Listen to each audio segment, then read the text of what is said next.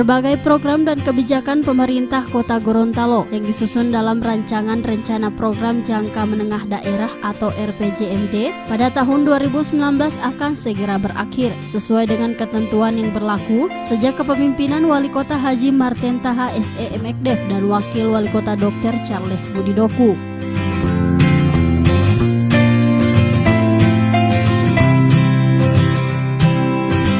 Oleh karena itu, seluruh program baik yang telah dilaksanakan maupun yang telah direncanakan akan disesuaikan dengan kondisi anggaran sehingga dalam pelaksanaannya ke depan lebih memberikan manfaat dan berjalan sesuai dengan prosedur.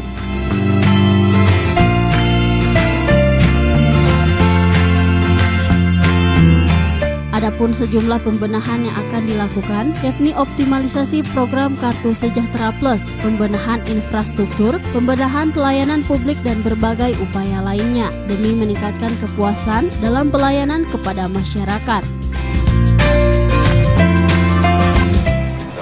Kenapa kita kolaborasikan seperti itu? Pertama bahwa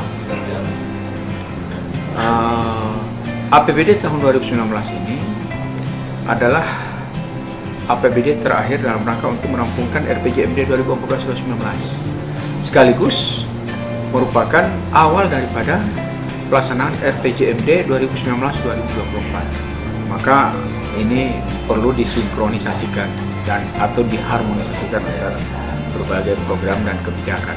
Alhamdulillah bahwa kelanjutan pembangunan ini masih kami yang dipercayakan, maka ini akan merupakan lanjutan daripada program-program dan kebijakan sebelumnya, yaitu berupa visi misi, tapi di sana sini ada beberapa tambahan dan penyempurnaan.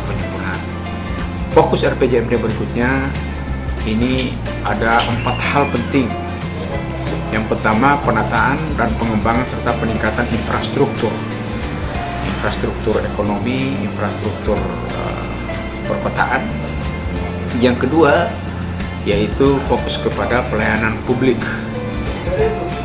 bagaimana kita memberikan public satisfaction, kepuasan kepada publik terhadap berbagai pelayanan yang diberikan oleh pemerintah kepada masyarakat.